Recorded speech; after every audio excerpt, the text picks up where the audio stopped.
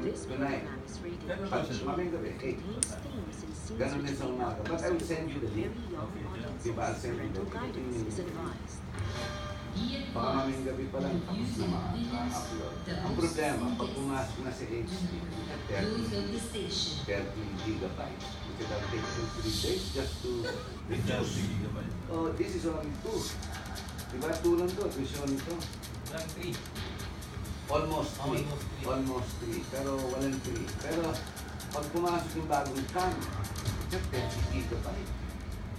So that means 2 nights of reduction. Diba? Okay. Grabe. But pagkakit sa YouTube, kaya ng YouTube hanggang 5 gig. After that, hirap na. I-reject na. You are what you watch.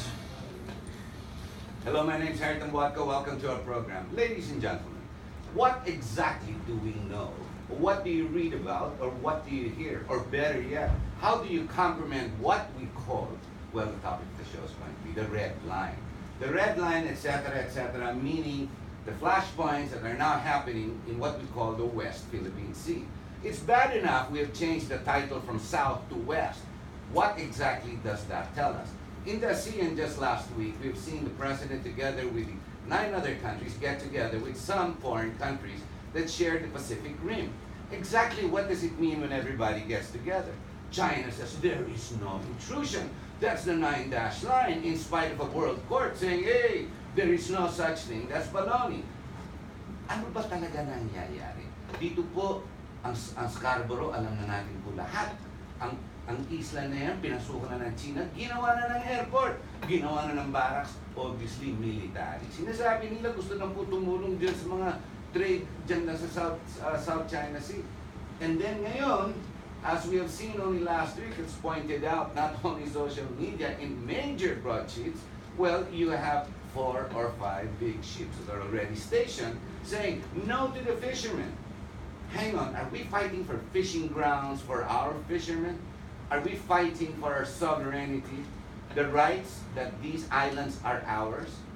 Or are we just playing a game with the Americans, the Chinese, and the rest of the world coming in?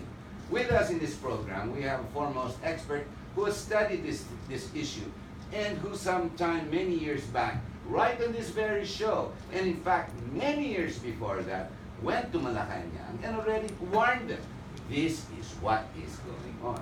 Did anybody listen? Now in hindsight, oh, every expert's coming in weighing on it. Let's hear about what's going on. We have former congressman and former national security advisor. We have Roilo Golez from Parañaque. Sir, salamat po for being on the show. Maraming salamat. Magandang gabi sa iyo, Harry. Maraming salamat po. Mr. Golez, you have been the foremost expert in the sense na tinututukan niyo po yung mga issue dyan sa South China Sea. Mas lalo na yung sa Scarborough. Yung nag-uumpisa pa lang yan. You even brought it up to Congress. I remember you were sitting in that chair, you told me. And everybody just yawned and okay, sige lang. Now it's a big issue. But again, there's new issues coming up. Another island. Yung Baho de Masinloc, is this correct? May mga nangyayari, may 4 na barko po dyan. Let's go first. Mag-fast forward muna tayo to the present day. Ano po ang sitwasyon? Well, ang sitwasyon ngayon, Scarborough Shoal, o Panatag, maraming pangalan yan. We call it Baho de Masinloc, no? I'm confused. It's all one place. Oh, it's only one place. It's only about 130 nautical miles from Zambales. And very close to our major economic and military installations, our very center, no?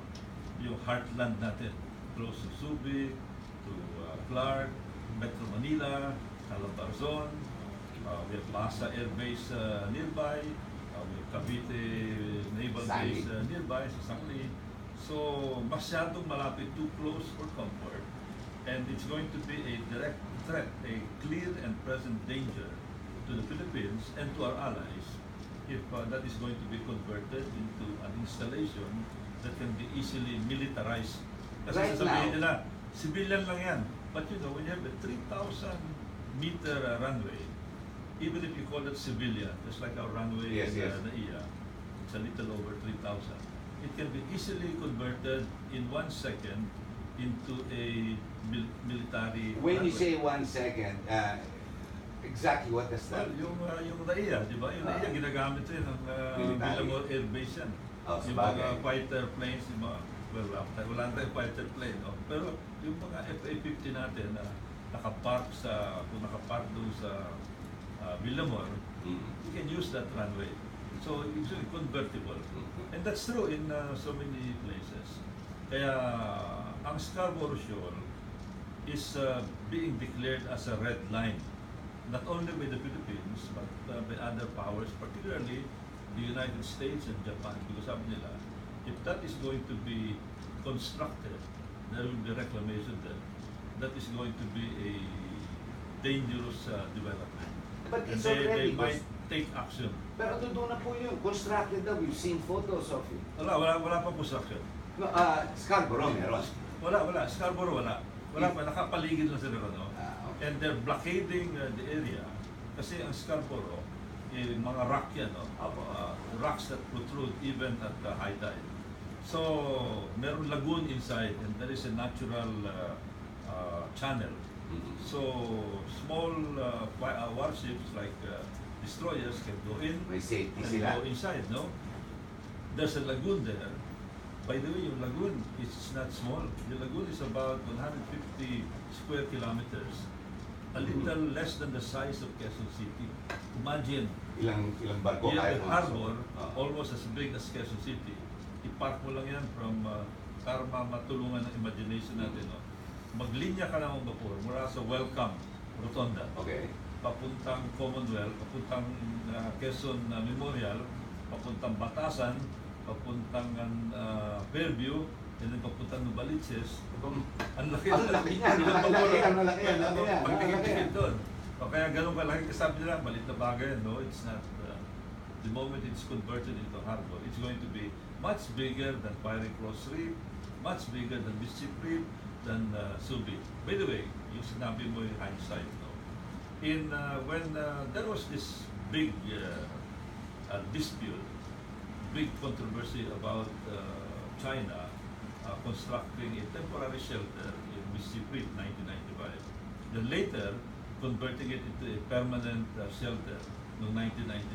That was their excuse then. Sabi nila, don't worry, huwag kayo mag-alala. Or ano lang yan, para sa mga fishermen yan.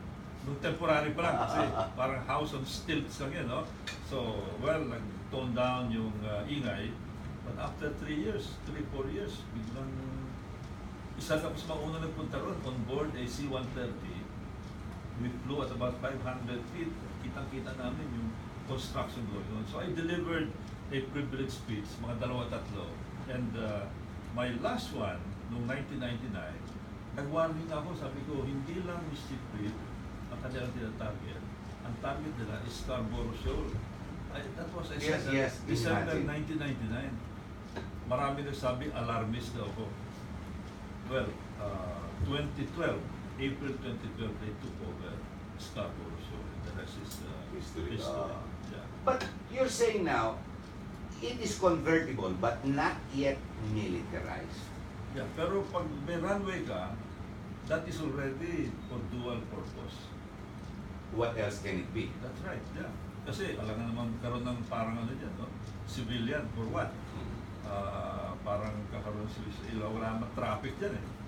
They say they're converted into a tourism zone. At ayun sila ng mga, kita ko yung parang master plan nila dyan. Merong runway, merong harbor, merong mga building, government building, tourism buildings, which I think But is... not popularized right now. Not with yet. people. Wala pa tao dyan. May mga vapor rin dyan. Parati may mga vapor. Coast Guard in particular. Pero ang trabaho nila, hinaharangan yung mga fishing boats natin. Na And you know, lumalapit. that is traditional fishing grounds of Filipinos.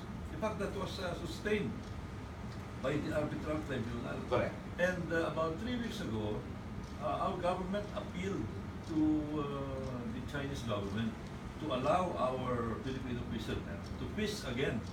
Akala ko nga, siguro may clearance yan. Parang ano na lang yan, no? Because it's a formality.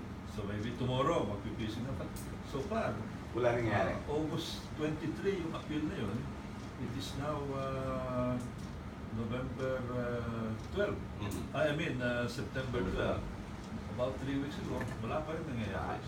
Oo. But what is it all about? Is it after the fish, or is it because we have the allies and the EDCA called the Americans, who have broken themselves in 6 different areas, positioned themselves militarily, Five.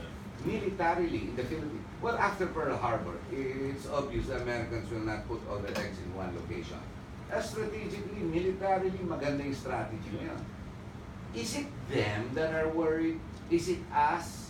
Because one of our biggest trading partners is China. Of course, ano ba talaga? Is it just China lying again? I mean, nagsisinungaling obviously to the ASEAN, nagsisinungaling ang China sa lahat. We have a government that wants to reach out. Yeah. We are trying to, for what purpose, what? So we can fish.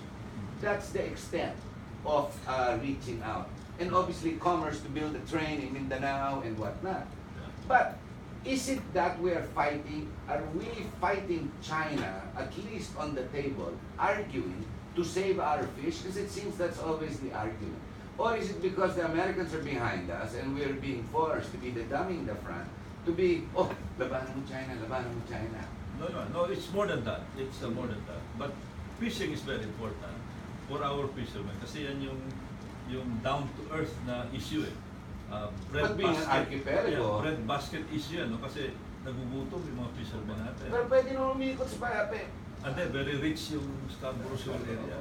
I was told that at the height na pwede sila pumasok sa loob, one day of catch about $1,000. Pwede nang makuha. Malaking negosyo pala. Malaking negosyo yun. Kung meron kang Control, medium-sized control. boat, no?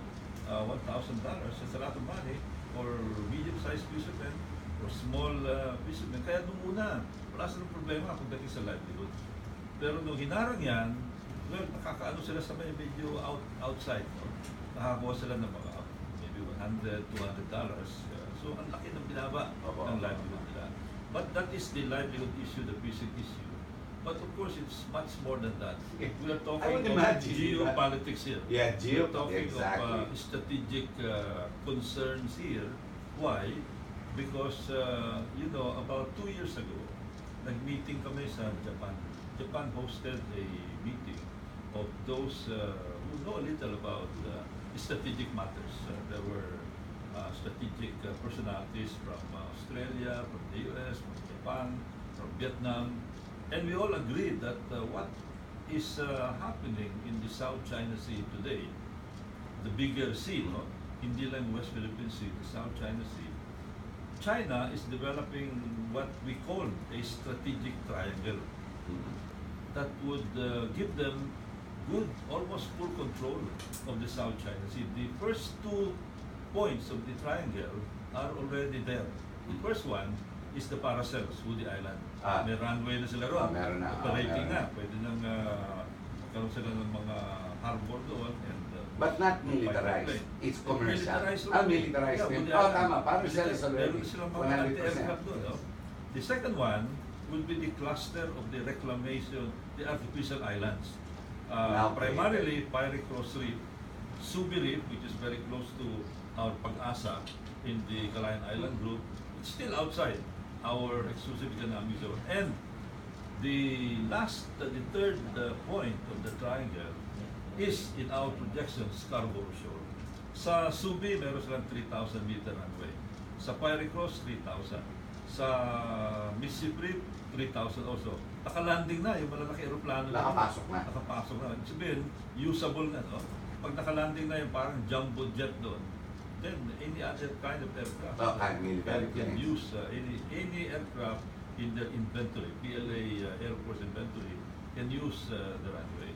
Lalo na pag nakumpleto yung Scarborough. So pag nakumpleto yan, andun yung tinatawag na strategic consideration. That's why when the Pentagon people, when the people of the Pacific Command talk about it, like for example, Admiral Harris, the commander of the Pacific Command, they're talking of a red line because that red line means that if China succeeds in converting that into a militarized area usable by the military, that is going to pose a big danger.